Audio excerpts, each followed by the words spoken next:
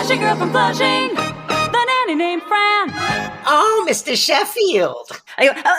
Miss Fine.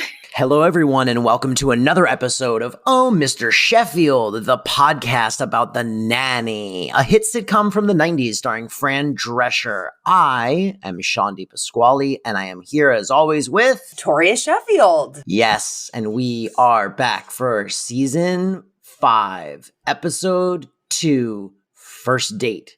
This is the one in which, on their first date, Fran must hide from Elton John because of a previous run-in with him, while she's out on a date with Mr. Sheffield. Something about just hearing it broken out like that really put it all into perspective. That's what it's about.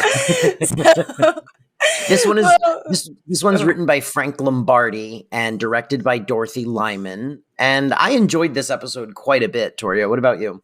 It was a very fun episode. It was so silly. Yeah. It was so fun. We start this episode off with Fran and Sylvia in the Sheffield mansion in the kitchen. Mm-hmm. There's so much Sylvia, in recent weeks. She got a bump. She got that 5th season bump. Yeah, that's so true. So she basically is like, yo, Fran, like, what's happening with you and Mr. Sheffield now that you're officially a couple? And Fran's literally like, she's like, nothing, Ma, nothing, because we've had 0 alone time since things started heating up between us.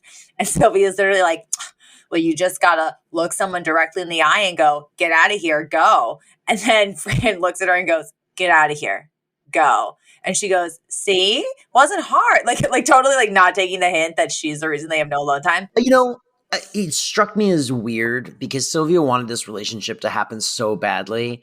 And it's like, why are you butting in now? Like, why now? Like, it's happening. Just stop the sheet, as my Italian grandmother would say, and go home and be happy that they're together. Well, because she wants to profit off of the union, which means eating their food, using their tubs. But so Mr. Sheffield then comes in and he literally tells Sylvia that there are Hershey Kisses hidden under a couch in the mansion just to get her to leave. Which she does. Yes. And, he and Fran, it's a very cute moment. They kind of like hug and they kiss a little. And it's very like, ooh, they're really together. And he's like, Miss Fine, I want to take you on a real date. And he's like, you know what? The premiere of Elton John's new movie, Tantrums and Tiaras, is this Friday. We're all invited as a family. But afterwards, there is a private dinner with Elton. And I want just the 2 of us to go. By the way, Tantrum, for anyone who doesn't know, I didn't really know this. Tantrums and Tiaras was a real documentary that came out about Elton John. It was directed by his then romantic partner. And it really did come out just around the time of this episode. So this is very timely. And Fran is ecstatic. She literally goes, I am so happy. A date, and you trust me not to embarrass you in front of a celebrity. And then she like runs off. And you can tell that Mr. Sheffield's clearly like, oh no. More than timely, it feels like this episode was written to promote this documentary, right? Like, hey, we want Elton John on the show. You can have him, but you got to promote his new movie. Okay, we'll write it into the plot. And then we end up with this. Which sometimes is a disaster. It worked out really in their favor this time. Yes, and we'll get into a little more of how that. That was good. You yes-anded me. You said yes and. We're keeping the improv going. Yes, but no. But we'll get into how that actually took place in trivia. But also the other key element to this is that Mr. Sheffield, of course, wants to talk to Elton John about appearing in his latest show. So this is also an opportunity to sort of court a celebrity. It felt to me like, again, and I brought this up last episode, it felt, my note here at the end of this scene where he like asks her out, it was just like, it seems like they're suddenly just moving very quickly and he's completely over all of his previous hangups. Like like a switch, I mean, I kind of think they're moving quickly and they're moving slowly because, ostensibly, like they could be married at this point. They live under the same roof. Like, I don't even think they've like technically had sex yet. Like, I mean, now they're just going. I know, Sean. It's a very adult topic. I hate when you say that word. They haven't had any moist. They haven't had any panties. But so, one thing. Well, I'll get into the tantrums and tiara stuff later in just regular talking about this episode because I looked up some scenes from that movie. Yes, it was a tough watch, but not because it was bad, but because Elton John was such a deeply tortured person. Yes, yes. But so I'll get into a scene that I saw online where I just was literally like cringing. But so wait. Then the next scene, it's Niles and Cece are in the hallway outside Mr. Sheffield's office. Or no, actually, I think they might be upstairs. They're upstairs. Yeah, they're upstairs. And Cece is kind of like following Niles around the house, and she is complaining about the fact that Mr. Sheffield chose to take Nanny Fine as his +1 to this private dinner with Elton John, which is, kind of a business meeting instead of her. And she's just like, I just don't understand it. Why would he do that? Why would he do that? And Niles just gets so fed up. He looks at her and then he screams in her face, because he doesn't like you. Which was very funny. This was very funny.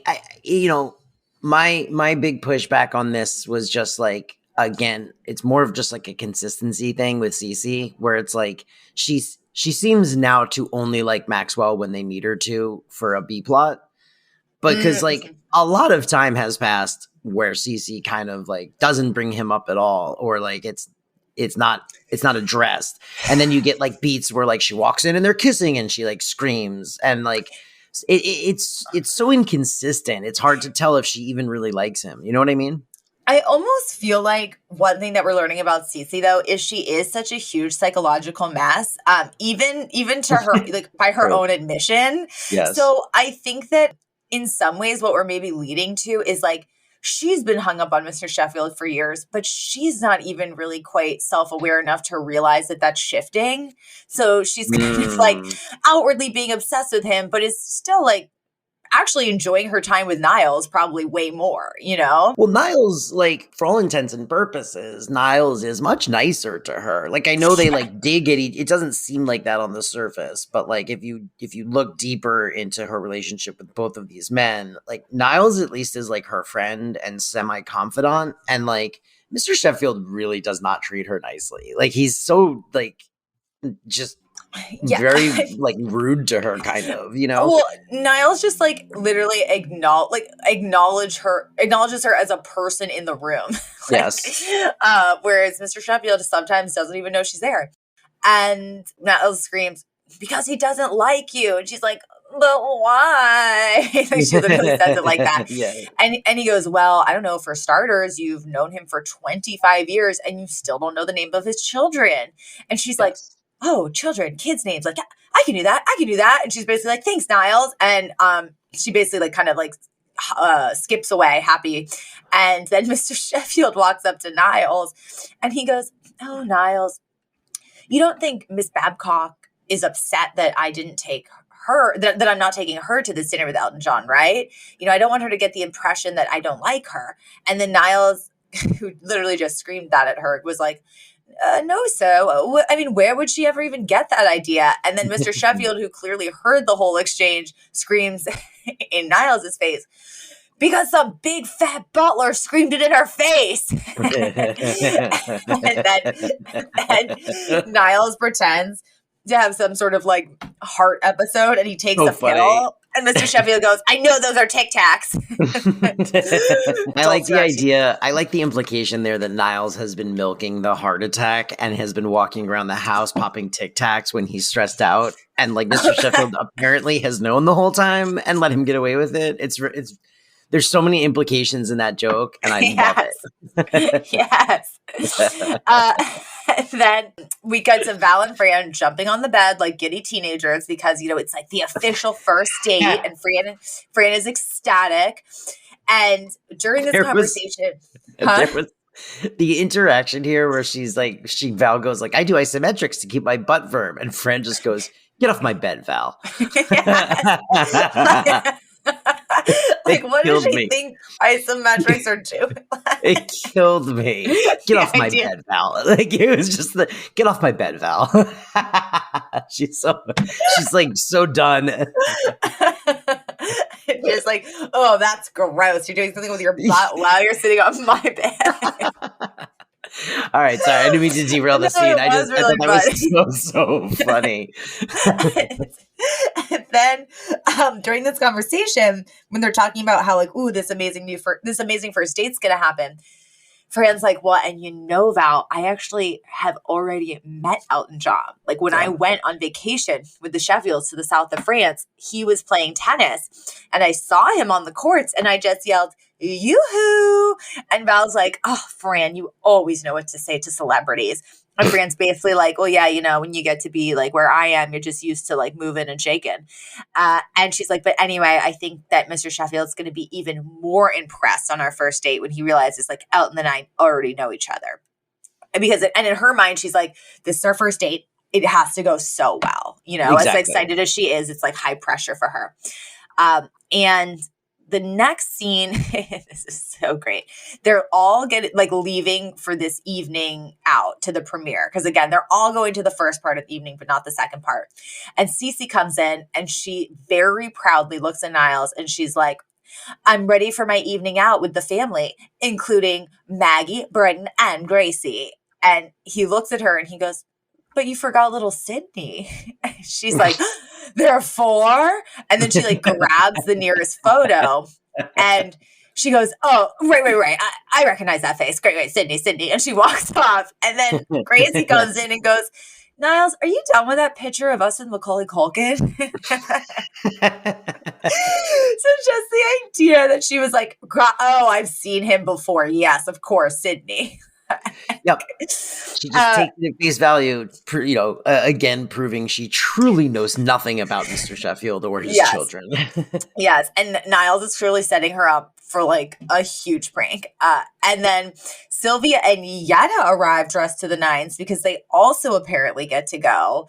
And I'm just like, Mr. Sheffield, admit it, you already have in-laws. Like you have all the downsides of being with this woman, except any of the actual fun, good stuff at this point. It really is like, Mr. Sheffield, like, are you asexual, dude? Because what's going on here, man? Like at this point, like you're getting everything except the thing. So like, I don't understand what's going on. Like, wouldn't you just be like, oh, I may as well just marry this woman already? I know, like her mother and her grandmother are here ruining my life every day.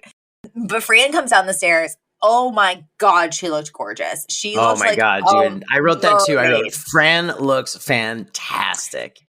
Sorry. It's not going to sound as pretty as it is because it's turquoise and white stripes.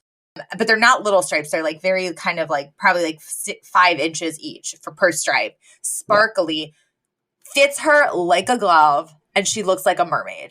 Yeah, she really looks incredible in this dress. It is beautiful. It doesn't, you're right. The description doesn't really do it justice. It just looks stunning. Like I was like, oh, yeah. oh my and God. She's also a little tan. And I was like, oh, maybe they all did just get back from summer breaks. Maybe she went somewhere.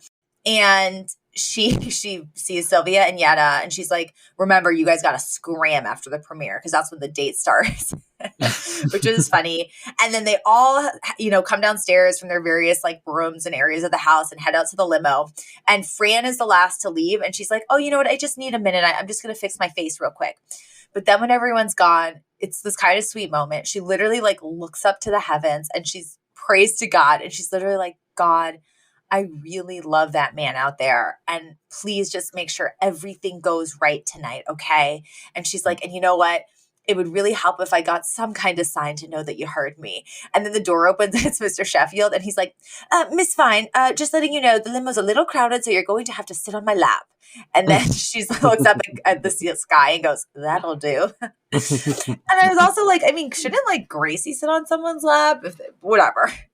He's a horned up dude. No, I think it's actually, to be fair, I actually think it's safer for a child to be in a seat with a seatbelt than on someone's lap. Oh, you're so right. We're at the screening of the movie, which again was a real movie that was released in real time, maybe about a month before this episode. So it was still out in theaters. And Gracie really wants popcorn. And so Mr. Sheffield gets up to go get it with her. And so then everyone else is just watching the screen, and Fran literally goes, "Oh my gosh, like this is the tennis court where I saw Elton John and spoke to him." And she's like really excited about it. And then we hear someone go, "Yoo-hoo!" And then we cut to the next scene in the documentary, which is Elton John in his hotel room looking completely dejected and upset. And the person behind the camera is like, "So what happened out there?" And he's like, "Well, I was playing, I was having a good game, and some idiot woman yelled yoo-hoo, and I just lost my temper. It just really, really made me angry."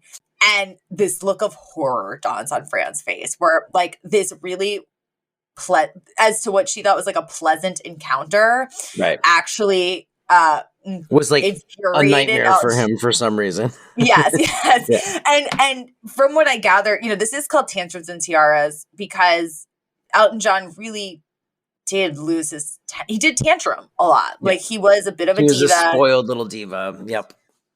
Yes. But I will say this, when I was watching scenes online, it was heartbreaking because the scene that I saw, he goes to visit his grandmother because, he was raised by like his mother and his grandmother. The dad wasn't in the picture. And all he wants is clearly some love and approval from these women. And he's in his like Nana's room at the retirement home. And he's like, "Oh, Nana, like, do you see the flowers that I make sure get sent to you every week?" And she goes, "Oh, yes. And she's like, "I see those show up and I figure it must be you."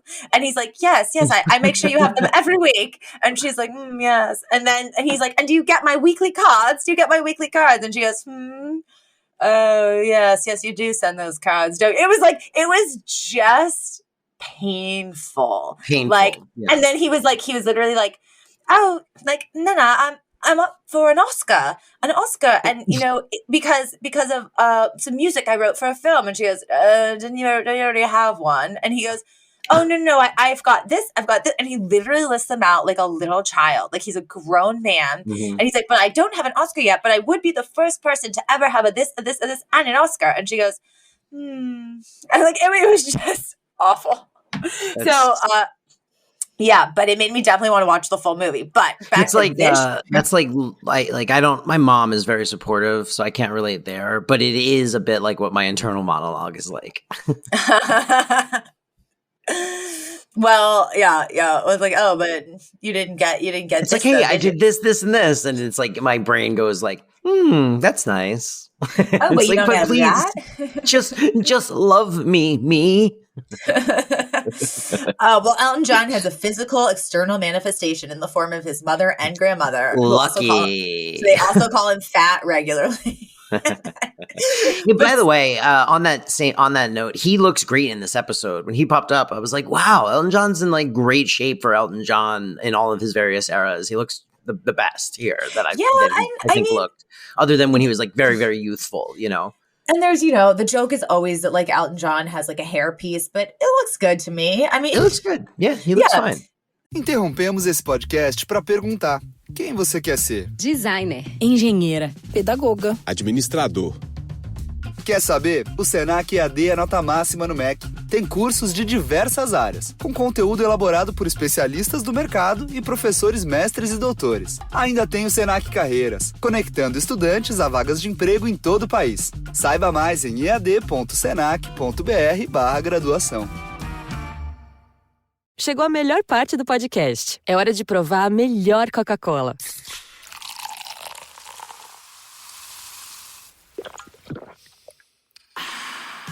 A Coca-Cola sem açúcar. O sabor irresistível da Coca-Cola, sem açúcar e igualmente refrescante. Coca-Cola sem açúcar. A melhor escolha. But grounding us back in where we are, yes. Fran has just realized that Elton John indeed met her, but hated her. And now she knows she's going to be confronted with him at this dinner where she thought it was going to be this incredibly impressive thing, for her. But Mr. Sheffield has not seen any of this because he was not in the theater when this happened. So we then cut to the bathroom after the show. Fran is freaking out. You know, there's like Maggie's there, Sylvia and Yetta are there. And she's just like, oh my God. If Elton John recognizes me, he'll never do Mr. Sheffield's play. And Sylvia literally goes, this never would have happened if you knew your place with celebrities. You need to use decorum. And then she opens up a bathroom stall and she goes, oh, Miss Close. I love doing Sunset Boulevard. So we can surmise that she just opened up a bathroom stall, saw Glenn Close taking a poop. Or wait, she could have been peeing. She could have been peeing, actually. Yeah, she could have been peeing. And then still engaged her in conversation. Yes, after lecturing Fran about decorum around celebrities. Yes, It's truly a brilliant and unhinged scene. A helpless Glenn Close on a toilet. Yeah. And then Fran literally comes up with this incredibly harebrained but hilarious scheme where she's like, I just need a disguise. She's like, because I'm not going to leave because that's going to ruin our first date. So I'm just going to make myself unrecognizable to Elton. And then she looks around and she goes, it's so stupid. Yetta. I know. She literally goes, Yetta, when are you coming out of there? And then we hear Yetta from inside a stall and she goes, I can't decide if I'm voting for Kennedy or Nixon. So Sylvia clearly thinks it's 1960 and she is in a voting booth. And Fran runs into the stall and starts literally wrestling Yetta's wig off of her head. And I just go, poor Yetta. She's like, it's just like that scene from Valley of the Dolls, which I also Googled. Oh my God, it was an incredible scene where there's these, you know, it's about 3 women in Hollywood all trying to make it. And they basically all succumb to like different pill addictions. But there's this scene between this younger actress and this older, more established actress where they literally get in one of those sort of like, what was that soap opera we were laughing about a few weeks ago where like everyone all the women shake each other? Dynasty. They get into like a dynasty like fight and the younger woman grabs the older woman by the hair and grabs her hair off her head. And she realizes like it's a wig, you know, and it's sort of like this woman's sort of signature feature. And it actually like made me stressed out because she goes, it's a wig. It's a wig. And she starts running around the bathroom, like clearly going to go announce it to the world. And like the fear on the older woman's face was just awful. But anyway, so we reference that scene as Fran literally wrestles Yetta's hair off her head. We then go to the dinner. Yes. Mr. Sheffield's already seated at a table, and Elton John comes in with his partner and sits next to Mr. Sheffield. And Elton John plays himself as a little bit of like not rude, but like not a warm person, right? Yes, absolutely. And like easily annoyed by like silliness around him. I mean, by all accounts, he plays himself pretty true to life. Like he seems like a diva and he carries himself like a diva, and that's how he portrays himself as well, honestly.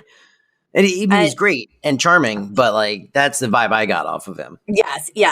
Yeah. And he sits down and he goes, you didn't come alone, did you, Maxwell? And then Mr. Sheffield goes, oh, no, I'm sort of using tonight as an opportunity for a first date.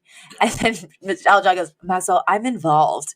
And Mr. Sheffield's like, oh, no, she's in the ladies' room. And she's quite a knockout, I might add.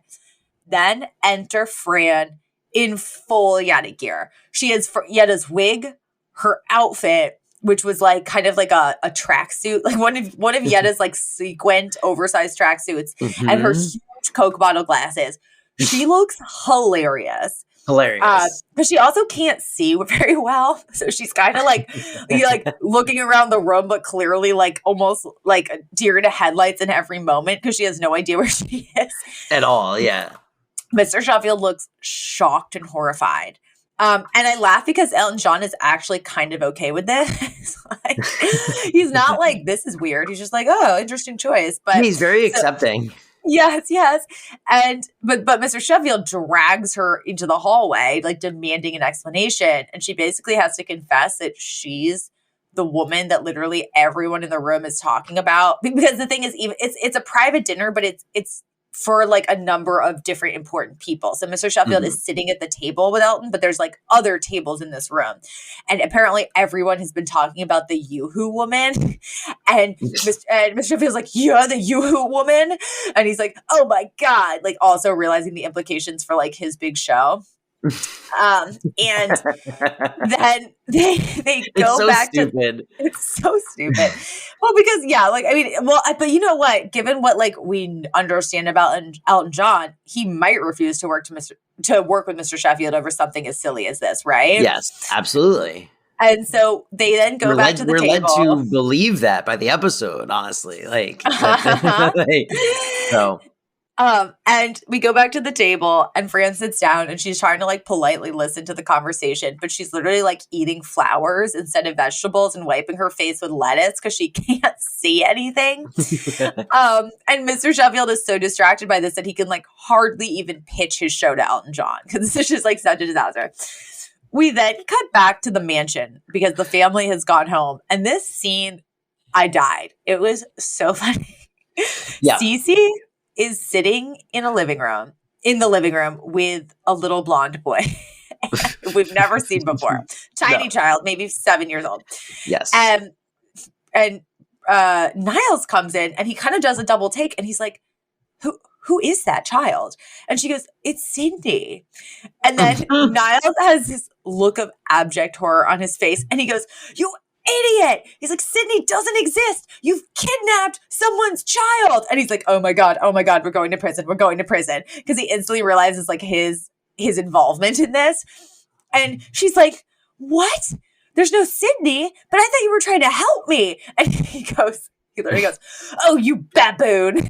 Why would I try to help you? And then he's just like, oh my God. And he runs off to call the theater to try to fix this.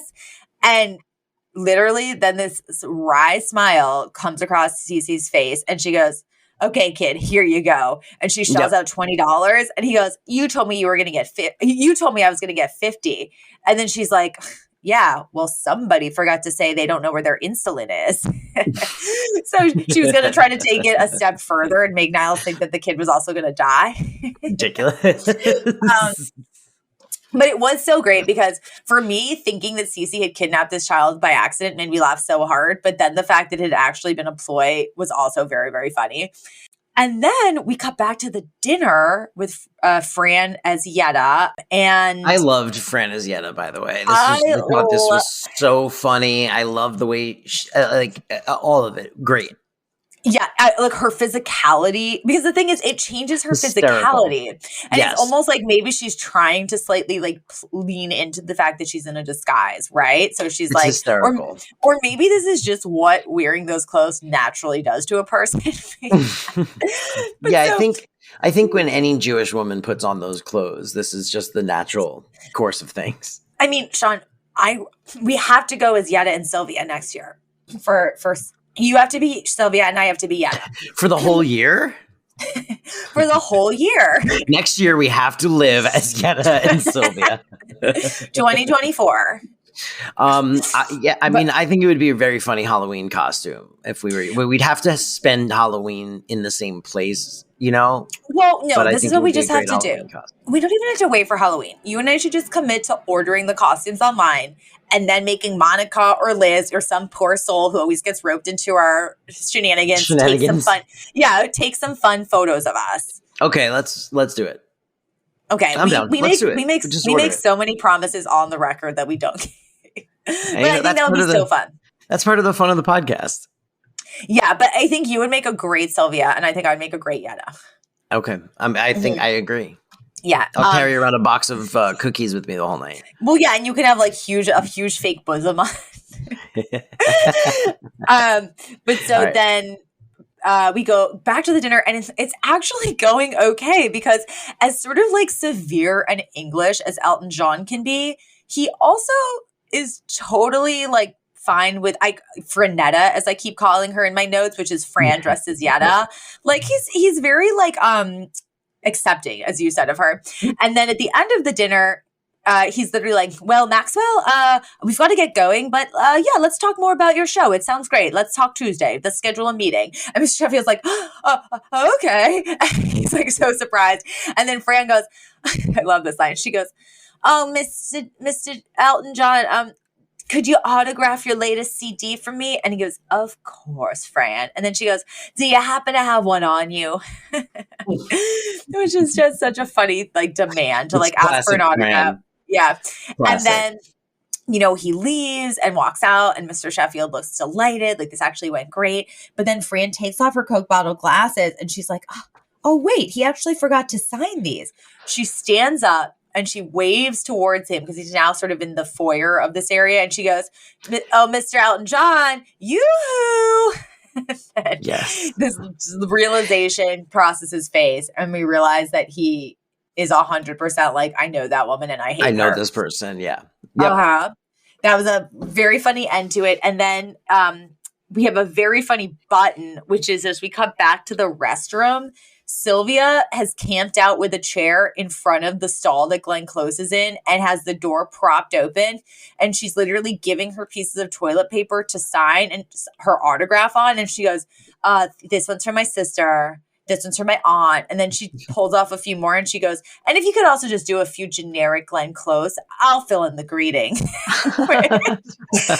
such a funny concept that you get a celebrity to just sign their name so that you can fill the greeting. Like, what? Yeah, like, so that you can be like, oh, yeah. Well, and it's also so you can be like, you know, let me ask my friend Glenn Close to write you a little note, and then you go home and you write the note. You know, Yeah. It's amazing. It was so good. This episode was so fun, and it like kind of made me want to like again like dress like Yetta. I don't know. I know.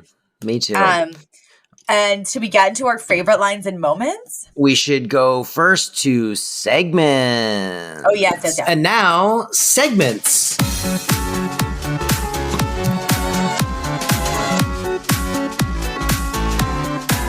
So, segments. Yeah, no, I think we should move on to segments. To say we can move on to our segments. And now, segments. Segments with Sean and Toria.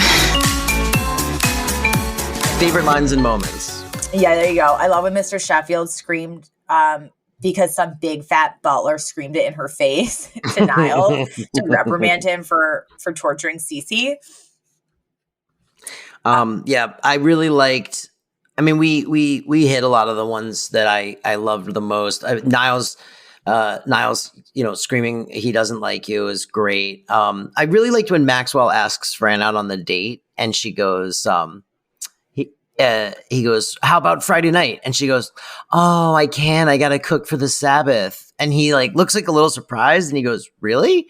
And she goes, nah. Of course not. Of course not. We didn't flag this, but when Sylvia and Yetta come to the mansion to all dressed up, Niles very politely compliments Sylvia, but it's clear that he's lying through his teeth because he goes, Sylvia, you look amazing. It was a very funny delivery. And also, Fran has this very funny line when they're at the dinner after she's dressed as Yetta. Right. When Mr. Sheffield like has dragged her out into the hallway and is like, oh God. And she's like, don't worry, Mr. Sheffield. Like, he hasn't recognized me. Right now, he just thinks you're some guy with an Estelle Getty fetish. Estelle Getty she played Ma in Golden Girls. Yeah. And very funny. Also in a myriad of movies. She was also Ma in Stop or My Mom Will Shoot. Oh my God. I can't believe you just brought that up, Sean. That is so like, what's the word? What the fuck is that word? Where, like, no, not even serendipitous, but where it's like, it's happening at the same time as this other thing.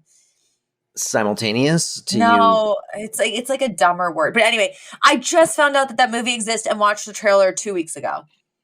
It's not as good as the trailer implies it is, but it's fun. That's so weird. Monica and I watched the trailer 2 weeks ago and we had never heard of it existed because we were thinking of ideas for movies and we were like, does something like that exist? And that was like the closest one. Oh man, that's crazy. You should watch the movie. Synchronicity. There you go. I knew we'd get there eventually. All right. Any more lines? Any more things? I loved Cece calling Niles calling Cece a baboon. It very much reminded me of like something that my father would say, which sounds so toxic, but no, because like there's a sort of British way of scolding, which is very harsh, but you know, it doesn't feel harsh because you're used to it. Oh my god! I don't know. Like being called a twit, being called a baboon, like it's very funny to me. I also, I think that was it. We mentioned all the others. There was no Yiddish in this episode, which is fine. Yep. And then for trivia, as I said earlier, I was going to regale you with a little bit more information on how this particular episode came to be. There was actually a interview on abc.com because there's kind of like audio interview files that they then transcribed that ABC has in an archive.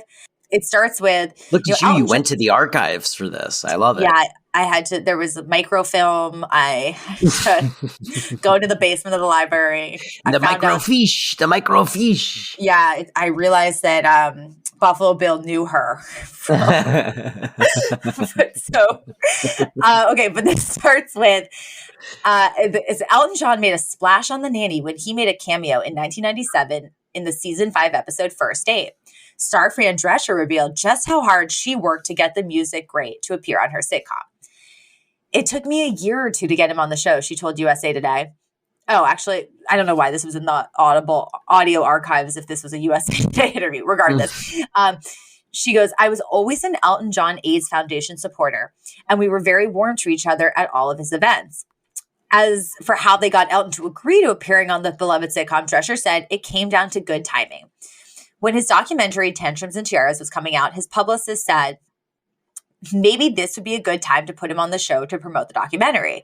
There's a scene in the film where he throws a tantrum because he's trying to play tennis and a fan starts saying, yoo-hoo, yoo-hoo. So we thought it'd be funny if Fran was actually the yoo-hoo lady and got in trouble when she has the opportunity to meet him through Mr. Sheffield. That's amazing. And so the publicist came up with this idea, and because Fran had been, asking for a while. Yeah. And she says, the sitcom star praised Sir Elton for being such a good sport. That was an amazing episode, and he couldn't have been more gracious, she said, adding that the cast came up with a special way to thank him. We heard that he loves red roses, so we filled his dressing room with red roses. Wow. Mm-hmm. I thought that was cool that his publicist actually had that idea. Really cool. Yeah. I like that a lot. That's and it was a perfect tie-in. Yeah. Yeah. Wow. Nuts. That's nuts. Yeah. It all came down to a publicist just being like, hey, this would be great. Yeah. Like, oh, you know what? Oh, I thought of you. You've been thinking about this for a while. It's very creative. Yeah. So in terms of who you related to in this episode, anyone? I would have to say I probably related most with Elton John because I, too, am a fancy, fancy queen who has very high expectations for the world around me that everyone must meet. I do think that Fran's sort of like her instinctual desire to like overdo it around celebrities is definitely something I feel inside, but like I don't behave like Fran. Do you know what I mean? Mm-hmm. Like in my brain, sometimes I catch myself being like, oh, don't do that. Don't say that.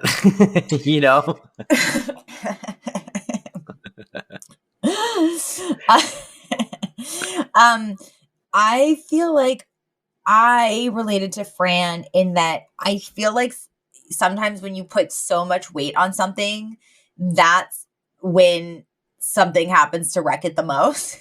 Like when you're so excited for something. And this has sort of happened in my life where I learned to like try to not get too excited for something because I would always get sick before it and then I wouldn't be able to go, or, that's when it would rain and ruin the whole concept that I had for this really fun outdoor party or like whatever it was. So I related to just like this one thing I just really, really, really want to go well. And then like, of course, you know, I've done this 9 times out of 10 when I didn't care and it went fine. And, you know, now Elton John recognizes me and I'm going to have to dress like my grandma. Classic. Yeah, but I understood the spirit of, I felt the spirit of what was happening. And then also not wanting to like bail. So, you know, I've done this thing where it's like, I should say pre-COVID, because now I'm almost phobic of this, but, you know, really didn't feel well, but really, really like wanted that date to happen. So would like go to the thing, but still like feel shitty when I should have been, or be like, I'm really, really sleep deprived because I've had such a stressful week. I should probably just stay in and take care of myself and sleep. But it's like, but I really wanted that thing. So I go to it and then it's like, I probably shouldn't have done that, you know, like, yeah. But she clearly should have just gone home. Yes, exactly. Uh-huh. She should have gone home. Yeah. All right. I mean, So she should have not put on her grandma's clothing and ran around. Wrestled the wig off her grandma.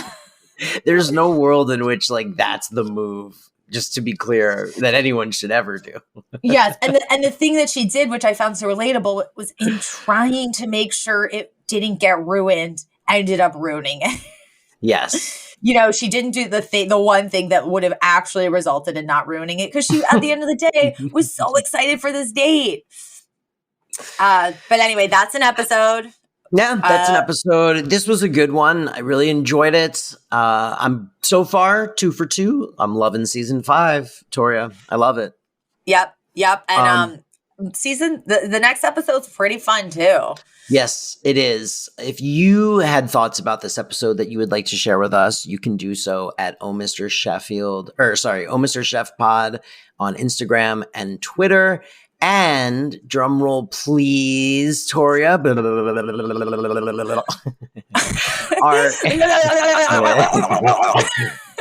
was the drum roll.